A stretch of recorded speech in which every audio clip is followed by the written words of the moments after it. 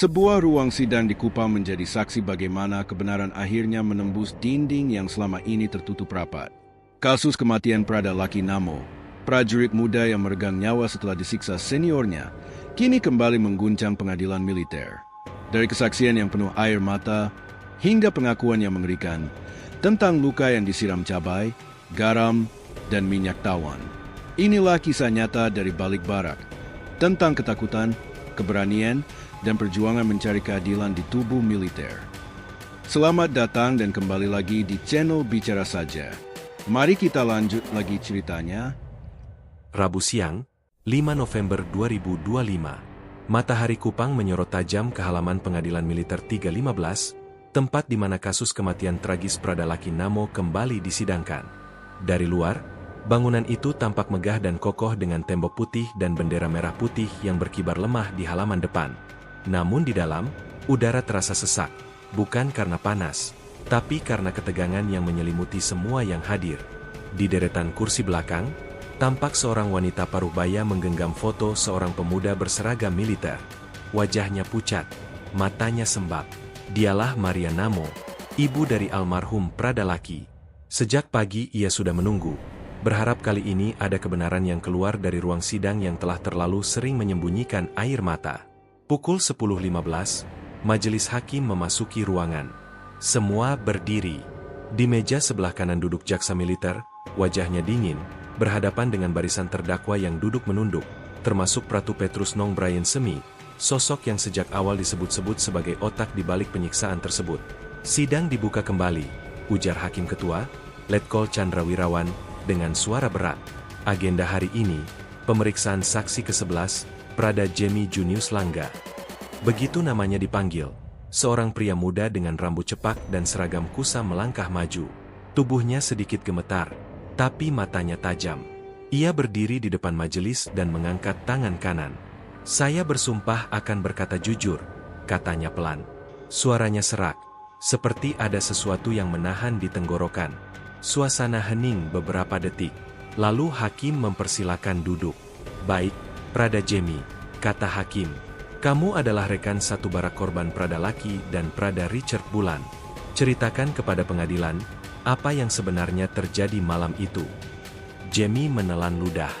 Ruang sidang seolah menahan napas bersamanya.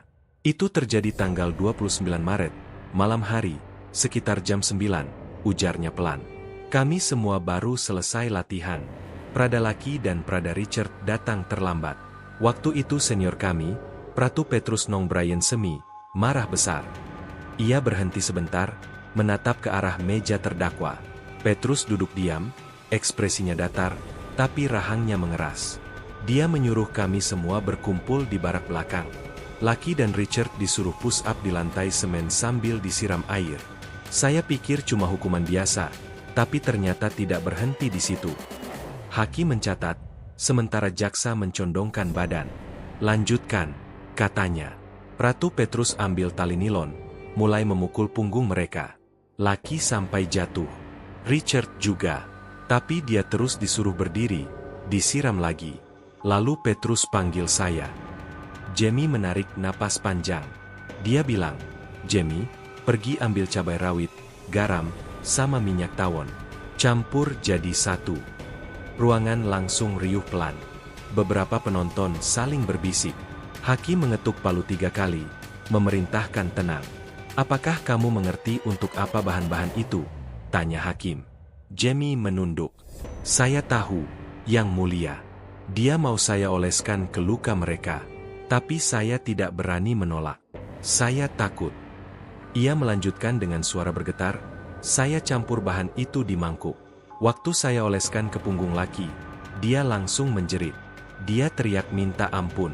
Tapi Pratu Petrus cuma tertawa dan bilang, biar tahu rasa. Biar ingat jangan malas. Ibu Laki menutup wajahnya. Bahunya terguncang. Tangisnya pecah tanpa bisa ditahan. Hakim memberi isyarat agar sidang ditunda sejenak.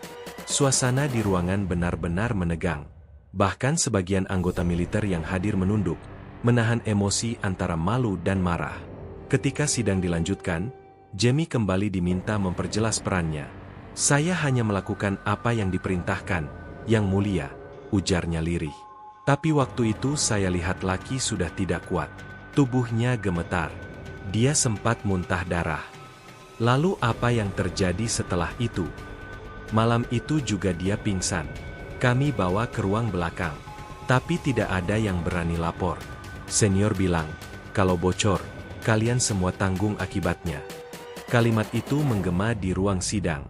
Beberapa anggota majelis tampak saling berpandangan. Sementara di luar gedung, puluhan wartawan menunggu, mencoba menebak apa yang terjadi di balik dinding tebal ruang sidang itu. Ketika hakim menutup sidang sementara untuk istirahat, Jamie berjalan keluar dengan langkah berat. Di lorong belakang, ia bersandar di dinding, menutup wajahnya dengan kedua tangan. Seorang prajurit muda menghampirinya, menepuk bahunya pelan. "Kamu sudah lakukan hal yang benar," katanya lirih. Jamie tak menjawab. Ia hanya mengangguk. Air matanya menetes pelan. Di halaman depan, sinar matahari mulai redup. Maria Namo berdiri diam menatap langit, menggenggam foto putranya. Di balik kaca figura, wajah muda Pradalaki tersenyum mengenakan baret hijau, seolah masih hidup, masih penuh semangat dan harapan. Tapi kini, yang tersisa hanya kenangan dan luka yang menganga, bukan hanya di tubuh, tapi di hati banyak orang yang masih mencoba memahami bagaimana kekerasan bisa begitu mudah terjadi di tempat yang seharusnya menjunjung kehormatan dan disiplin. Hari itu, semua orang meninggalkan pengadilan dengan kepala tertunduk. Namun satu hal jelas, kesaksian Prada Jamie Junius Langga telah membuka pintu yang selama ini terkunci rapat. Pintu menuju kebenaran, meski pahit dan menyakitkan. Dan ketika malam turun di Kupang, suasana hening menyelimuti markas militer. Di barak-barak sunyi, para prajurit muda mulai bertanya dalam hati, siapa sebenarnya musuh yang paling berbahaya? Musuh di medan perang, atau senior sendiri yang memegang kekuasaan tanpa hati? Malam itu, 29 Maret 2025, barak belakang Batalion 743 tampak sepi dari luar. Tapi di dalam, suasananya mencekam. Lampu redup berkelip, suara jangkrik di luar bersaing dengan bunyi cambuk tali nilon yang mengenai kulit manusia. Prada Jamie masih ingat jelas aroma menyengat minyak tawon yang bercampur dengan bau darah dan keringat. Semua terasa begitu nyata, seolah waktu tak pernah berjalan sejak malam itu. "Laki, tahan sedikit lagi," bisiknya waktu itu. Suaranya nyaris tak terdengar. Tapi Laki tak lagi mampu menjawab.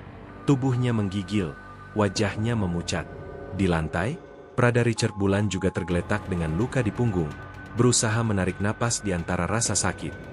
Di depan mereka, Pratu Petrus Nong Brian semi berdiri tegak dengan tatapan keras. Di tangannya ada tali nilon yang ujungnya basah. Ia baru saja selesai menghukum dua anak bawahan yang dianggap melanggar disiplin karena datang terlambat usai latihan. "Siapa suruh kalian malas? Kalian kira tentara ini tempat main-main?" bentaknya dengan nada tajam. Ia menatap Jamie. "Langga, mana ramuan itu?" Jamie, yang sejak tadi berdiri gemetar sambil memegang mangkuk berisi campuran cabai, garam, dan minyak tawon, tak berani menatap langsung. "Ada, senior," jawabnya lirih.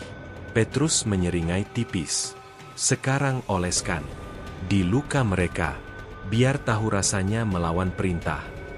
Jamie sempat menatap Laki sekilas. Tatapan itu seperti pertemuan dua orang yang sama-sama tahu hidup mereka tak akan sama lagi setelah malam ini. Tapi tak ada jalan keluar. Di lingkungan barak, perintah senior adalah hukum mutlak. Menolak sama dengan mencari mati. Tangannya gemetar saat mencelupkan jari ke dalam ramuan. Campuran itu panas, berbau tajam, seperti membakar kulit. Perlahan ia meneteskan cairan itu ke luka di bahu Laki. Seketika, teriakan nyaring menggema di ruangan sempit itu. Ampun, senior, ampun." Suara itu menggema sampai ke lorong barak. Beberapa prajurit muda yang mendengar memilih menutup telinga. Mereka tahu kalau ikut campur, mereka pun akan menjadi korban berikutnya. Petrus justru tertawa kecil, menepuk-nepuk bahu Jamie. "Teruskan, biar dia kapok, biar tahu rasa." Jamie menatap luka itu. Kulit terbuka, merah basah, kini memutih karena garam dan minyak yang menyatu. Laki menjerit lagi. Tubuhnya kejang. Richard hanya bisa memalingkan wajah, menahan air mata. Hukuman itu berlangsung hampir 1 jam. Tak ada belas kasihan, tak ada penghentian.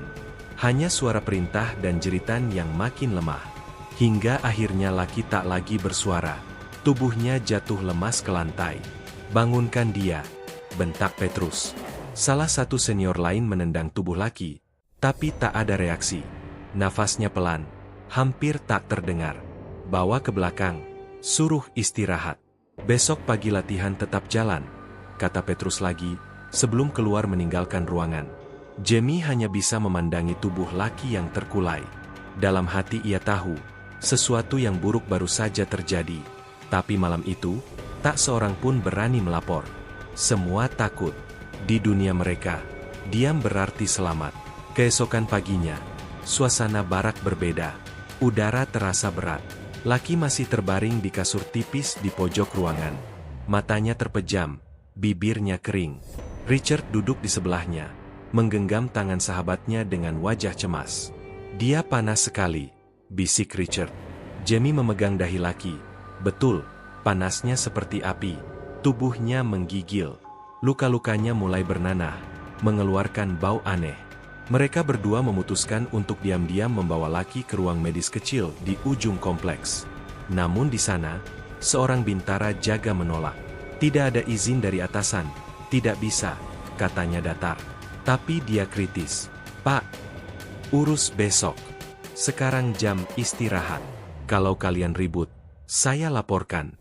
Malamnya, laki mulai mengigau. Ia memanggil nama ibunya berulang kali. "Ma, sakit. Ma." Kata-kata itu terus terngiang di kepala Jamie sampai hari ini. Setiap malam ia masih mendengar suara itu dalam mimpi. 2 hari kemudian, tubuh laki ditemukan tak bernyawa di tempat tidurnya. Laporan resmi menyebutkan, meninggal karena kelelahan saat latihan. Tapi semua yang ada di barak malam itu tahu kebenarannya. Kini, di ruang sidang, semua kenangan itu menyeruak kembali. Jamie berusaha tetap tenang saat jaksa menanyanya soal detail peristiwa. Tapi setiap kali ia menyebut nama laki, suaranya bergetar. "Apakah kamu menyesal telah menuruti perintah itu?" tanya hakim ketua. Jamie terdiam lama.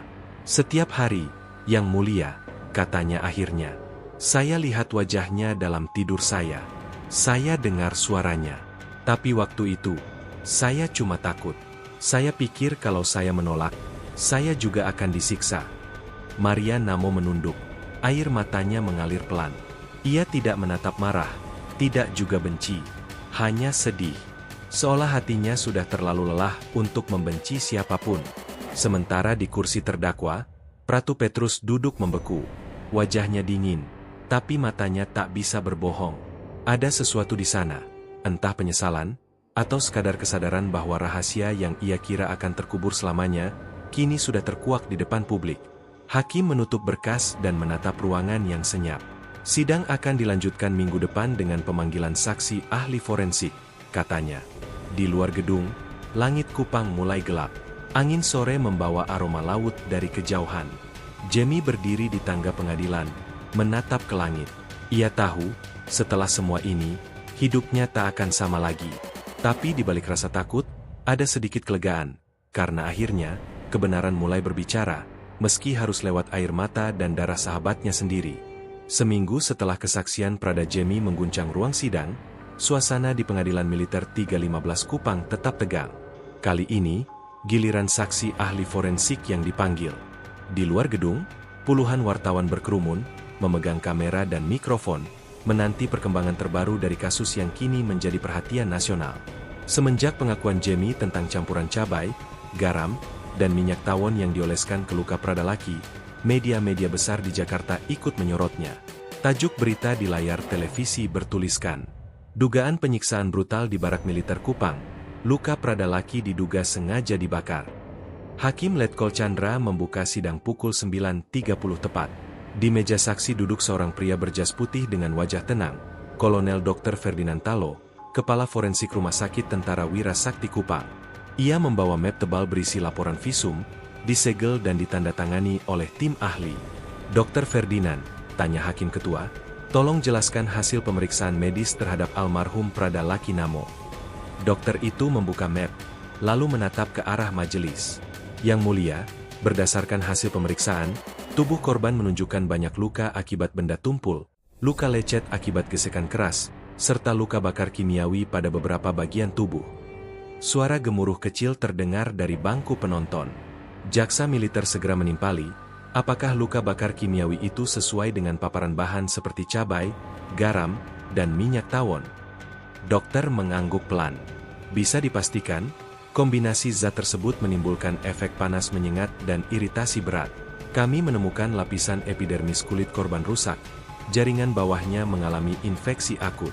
Itu bukan luka alami, itu hasil penyiksaan. Kalimat terakhirnya membuat ruang sidang hening total. Maria Namo menunduk, menggenggam tas kecil di pangkuannya, menahan isak. Di seberang, Pratu Petrus Nong Brian semi tampak gelisah. Tangannya mengepal, wajahnya pucat. Hakim lalu memanggil Jamie kembali ke kursi saksi. Ia diminta menegaskan kembali titik luka yang ia lihat di malam kejadian. Dengan suara pelan, Jamie menunjuk bagian punggung kanan, bahu, dan dada kiri, semua sesuai dengan hasil visum. Jaksa tersenyum tipis. Dengan demikian, keterangan saksi Prada Jamie dan bukti visum menunjukkan kesesuaian. Luka-luka korban tidak mungkin disebabkan oleh latihan militer biasa. Namun suasana berubah ketika pengacara terdakwa, Mayor Rahmat Karoho, berdiri dan menyela.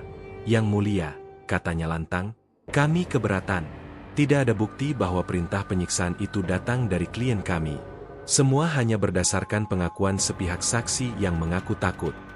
Hakim mempersilakan ia melanjutkan. "Apakah saudara yakin Prada Jamie tidak sedang mencari aman?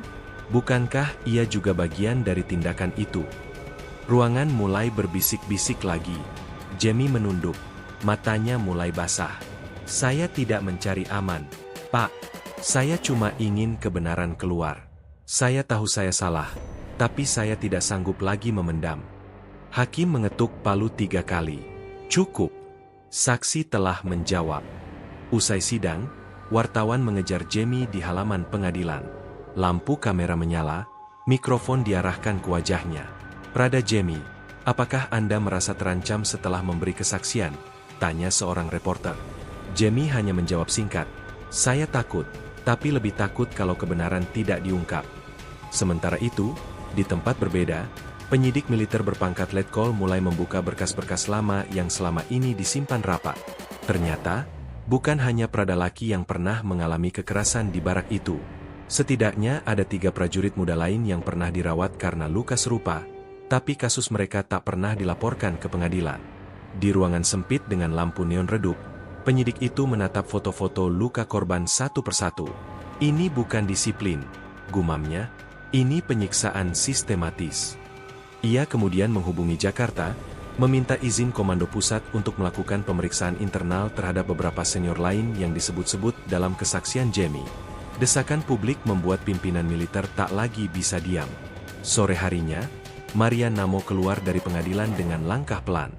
Di tangannya ada amplop coklat berisi salinan visum anaknya. Ia tak banyak bicara. Wartawan mencoba mewawancarai, tapi ia hanya berucap, "Saya tidak ingin anak saya dilupakan. Kalau benar mereka bersalah, biar hukum tentara yang buktikan. Tapi jangan tutupi lagi." Langit Kupang sore itu mendung. Angin laut berhembus pelan, membawa aroma asin dari kejauhan. Jamie berdiri di tangga gedung pengadilan, memandangi ibu laki berjalan menjauh dengan langkah lemah. Di pikirannya, ia masih mendengar suara teriakan laki malam itu, suara yang tak akan pernah hilang dari ingatannya. Tapi kini, suara lain muncul, suara publik, suara media, suara masyarakat yang mulai bersuara lantang menuntut keadilan. Kasus Prada laki bukan lagi rahasia internal barak. Ia telah menjadi simbol luka panjang dalam dunia militer yang tertutup. Dan dari ruang sidang kecil di Kupang, gelombang kebenaran itu mulai membesar, menembus tembok disiplin yang selama ini tak tersentuh. Di akhir hari, Hakim Letkol Chandra mengumumkan bahwa sidang akan dilanjutkan pekan depan dengan menghadirkan 2 saksi baru dari internal batalion, prajurit yang dulu diam karena takut, tapi kini siap berbicara. Ketika semua orang meninggalkan ruangan, Jamie masih duduk diam di kursinya. Ia menatap ke depan, ke kursi kosong tempat laki dulu duduk saat latihan apel pagi. Dalam diam, ia berjanji pada dirinya sendiri, apapun risikonya, ia akan terus bersaksi. Karena hanya itu satu-satunya cara untuk menebus dosa yang membebaninya sejak malam kelam itu. Suasana ruang sidang di Pengadilan Militer 315 Kupang terasa semakin tegang pada sidang lanjutan keempat. Hari itu, langit Kupang mendung, seolah ikut menahan napas bersama semua yang hadir. Jaksa militer, Letkol Chandra Wirawan, tampak lebih tajam dari biasanya. Ia membawa berkas tebal berisi bukti tambahan hasil penyelidikan lanjutan terkait dugaan penyiksaan terhadap Prada Laki Namo dan Prada Richard Bulan. Duduk di kursi saksi, Serda Fritz Leto, salah satu bintara pengawas di satuan tersebut, dipanggil maju. Pria bertubuh kekar itu tampak gelisah. Tangannya gemetar ketika memegang Alkitab untuk bersumpah sebelum memberikan kesaksian. Dari arah pengunjung sidang, terdengar desahan pelan. Semua tahu bahwa kesaksian ini bisa menjadi kunci pembuka keterlibatan senior lain di balik kematian Prada Laki. Saudara saksi, ujar hakim ketua dengan suara berat, benarkah saudara ada di tempat kejadian ketika korban Prada Laki Namo masih hidup, pada malam 27 September? Fritz menelan ludah. Iya, yang mulia. Saya ada di barak, malam itu. Semua mata langsung tertuju padanya. Bahkan terdakwa Pratu Petrus Nong Brian semi menunduk, wajahnya tanpa ekspresi. Fritz melanjutkan dengan suara pelan namun jelas, saya lihat Prada Laki dan Prada Richard sudah tergeletak di lantai, penuh luka lebam. Mereka sudah tak kuat bicara. Petrus Nong waktu itu marah besar karena katanya mereka tidak disiplin. Saya lihat sendiri dia menyuruh Prada Jamie membuat campuran cabai, garam, dan minyak tawon. Setelah itu, cairan itu dioles ke luka mereka. Beberapa orang di ruang sidang menutup mulut. Ngeri. Jaksa mencatat dengan cepat. Hakim ketua menegakkan badan, matanya tajam. Apakah saudara mencoba menghentikan tindakan itu? Saya takut, yang mulia. Di satuan, siapa melawan perintah senior, bisa kena giliran. Tapi saya menyesal sekarang. Prada Laki menjerit malam itu. Saya masih dengar suaranya sampai sekarang. Di sisi lain ruang sidang, ibu Prada Laki, Maria Namo, menangis tertahan. Ia menundukkan wajah, memeluk foto anaknya yang kini hanya tinggal kenangan. Tangannya bergetar hebat. Ia datang jauh-jauh dari Atambua, berharap sidang ini membawa keadilan bagi putranya. Jaksa kemudian menunjukkan foto luka-luka Prada Laki dan Prada Richard. Di layar besar ruang sidang, tampak luka memerah di punggung dan tangan korban, seperti bekas iritasi parah. Fritz menutup wajahnya, tidak sanggup melihat. Itu hasil dari malam itu, Pak Jaksa. Saya yang buang baskom bekas campurannya keluar barak. Apakah saudara tahu siapa yang memberi izin penyiksaan itu? Tanya hakim. Fritz menatap ke arah terdakwa, kemudian menunduk. Petrus Nong bilang, itu sudah sepengetahuan Serka Yohanes, senior tertinggi di situ. Katanya, biar kapok. Biar mereka tahu siapa yang berkuasa. Ruang sidang mendadak hening. Nama Serka Yohanes belum pernah disebut di persidangan sebelumnya. Jaksa dan hakim saling berpandangan, sadar bahwa kesaksian ini membuka kemungkinan besar adanya rantai komando dalam penyiksaan tersebut. Di luar ruang sidang, wartawan menunggu dengan kamera siap. Begitu sidang diskors, Jaksa Chandra keluar dengan ekspresi serius. Kami akan memanggil saksi tambahan dan memeriksa ulang keterlibatan Serka Yohanes. Ini bisa menjadi bukti baru yang signifikan, ujarnya singkat. Sementara itu, Fritz keluar dari ruang sidang dengan wajah pucat. Ia menatap langit mendung Kupang dan berbisik lirih.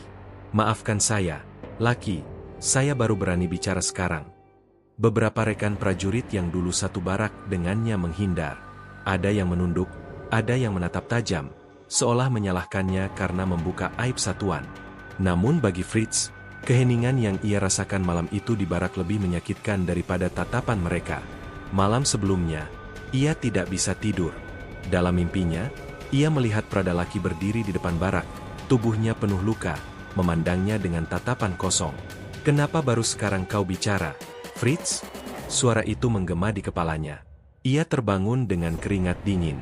Maka pagi itu, ia memutuskan untuk berkata jujur di depan hakim, apapun risikonya. Di akhir sidang, hakim ketua menegaskan, keterangan saksi hari ini sangat penting. Pengadilan akan meminta penyidik militer menelusuri siapapun yang disebut namanya. Hukum harus ditegakkan, terutama di tubuh militer yang menjunjung disiplin dan kehormatan. Suara palu sidang terdengar keras, menandai penundaan sidang ke minggu berikutnya. Tapi gema kalimat terakhir sang hakim masih terngiang di telinga semua yang hadir, bahwa kehormatan militer bukan berarti menutupi kejahatan, melainkan menegakkan kebenaran, walau pahit. Dan di luar sana, angin laut Kupang berembus dingin. Di pelataran pengadilan, foto Pradalaki dalam bingkai kecil bersandar di dinding, dikelilingi bunga kertas putih yang mulai layu. Namun kini, di balik air mata ibunya dan keberanian saksi yang bicara, secercah cahaya kebenaran mulai menembus kabut panjang kasus ini. Pagi itu, Kupang kembali memanas. Suasana di sekitar pengadilan militer 315 sudah ramai sejak matahari baru muncul di balik awan timur. Para wartawan menunggu di luar pagar, menyiapkan kamera dan mikrofon. Hari ini, sidang kasus kematian Pradalaki Namo mencapai titik puncak. Agenda, pembacaan tuntutan dan kesimpulan akhir dari rangkaian kesaksian panjang yang telah mengguncang citra militer di Nusa Tenggara Timur. Di ruang sidang, udara seolah menegang. Di deretan kursi depan, Maria Namo, ibu Pradalaki, duduk dengan wajah pucat. Ia mengenakan kebaya hitam sederhana, di pangkuannya tergenggam foto almarhum anaknya. Seragam hijau lumut itu kini hanya tinggal kenangan. Di sebelahnya, perwakilan keluarga Prada Richard Bulan juga hadir. Keduanya duduk berdampingan, menatap ke arah meja terdakwa. Pratu Petrus Nong Brian Semi, terdakwa utama, tampak lebih kurus dari sebelumnya. Tatapannya kosong, tapi kadang mencuri pandang ke arah saksi yang duduk di belakang. Prada Jemi dan Serda Fritz, dua prajurit yang akhirnya membuka tabir gelap di barak itu. Jaksa militer, Letkol Chandra Wirawan, berdiri di depan hakim dengan suara lantang dan tegas. Yang mulia, dari hasil pemeriksaan saksi-saksi, alat bukti, serta barang bukti fisik, terbukti bahwa terdakwa Pratu Petrus Nong Brian Semi telah melakukan tindakan kekerasan terhadap Pradalaki Namo dan Prada Richard Bulan yang mengakibatkan luka berat hingga kematian. Kekerasan itu dilakukan secara sadar, sistematis, dan atas dasar penyalahgunaan wewenang senioritas. Ia berhenti sejenak, menatap seluruh ruang sidang. Lebih dari itu, tindakan menyuruh prajurit lain mengoles luka korban dengan campuran cabai, garam, dan minyak tawon, adalah bentuk penyiksaan yang melanggar hukum militer dan kemanusiaan. Beberapa anggota militer yang hadir menunduk. Tak sedikit yang terlihat menahan emosi, antara marah, malu, dan sedih. Jaksa melanjutkan, oleh karena itu, kami menuntut terdakwa dijatuhi hukuman penjara militer selama 15 tahun, dipecat dengan tidak hormat dari dinas militer, dan kehilangan seluruh hak keprajuritan. Ruang sidang hening. Hanya terdengar suara kamera wartawan yang terus berbunyi. Hakim ketua kemudian menoleh ke arah terdakwa. Apakah saudara terdakwa ingin menyampaikan pembelaan terakhir? Petrus berdiri perlahan. Suaranya serak, nyaris tak terdengar. Yang mulia, saya menyesal. Tapi semua ini bukan semata kehendak saya. Di barak, ada tekanan. Saya hanya menjalankan perintah dari atasan. Kalau saya menolak, saya bisa digantikan jadi korban. Ruang sidang kembali gaduh. Hakim mengetuk palu keras 3 kali. Tenang. Maria Namo menatap Petrus dengan mata basah. Perintah atau tidak, anak saya tetap mati di tanganmu, gumamnya lirih. Setelah pembelaan, majelis hakim meminta waktu untuk musyawarah. Semua menunggu dengan napas tertahan. Di luar ruang sidang, suara hujan mulai turun perlahan, membasahi halaman pengadilan. Aroma tanah basah menyelimuti udara Kupang. 2 jam kemudian, hakim kembali masuk. Semua berdiri. Dengan suara tenang tapi tegas, Hakim Letkol Sudrajat membacakan putusan. Setelah mempertimbangkan seluruh bukti dan keterangan saksi, pengadilan memutuskan bahwa terdakwa Pratu Petrus Nong Brian Semi terbukti secara sah dan meyakinkan bersalah melakukan tindak kekerasan terhadap sesama prajurit hingga mengakibatkan kematian. Dengan ini, terdakwa dijatuhi hukuman penjara selama 12 tahun, serta dipecat dengan tidak hormat dari dinas militer. Maria Namo menutup wajahnya. Tangis pecah di ruang sidang. Sementara itu, Petrus hanya menunduk, matanya kosong. Ia tidak protes, tidak berteriak, hanya berdiri diam, seolah semua rasa takut dan marah telah sirna. Namun yang membuat semua orang tercengang, adalah kalimat tambahan dari hakim di akhir sidang. Pengadilan juga merekomendasikan agar penyidik militer melanjutkan penyelidikan terhadap dugaan keterlibatan Serka Yohanis, sesuai dengan kesaksian saksi Fritz Leto dan Prada Jamie Junius Langga. Kalimat itu seperti petir di siang bolong. Sidang memang berakhir, tapi babak baru penyelidikan baru saja dimulai. Usai sidang, Maria berjalan pelan ke depan ruang pengadilan. Ia meletakkan bunga putih di atas meja, tempat berkas kasus anaknya disusun. "Laki, kau sudah tenang sekarang. Tapi ibu belum selesai. Ibu akan terus cari kebenaran sampai semua yang membuatmu menderita juga dihukum." Di luar, hujan semakin deras. Wartawan berlarian, mikrofon dan kamera menyorot wajah para saksi.